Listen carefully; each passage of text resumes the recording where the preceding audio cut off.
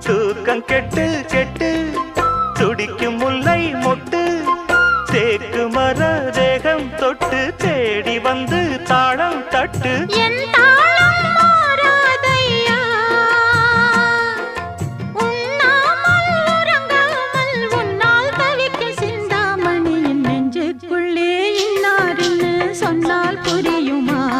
அது கொஞ்சி கொஞ்சி பேசுறது கண்ணில் தெரியுமா?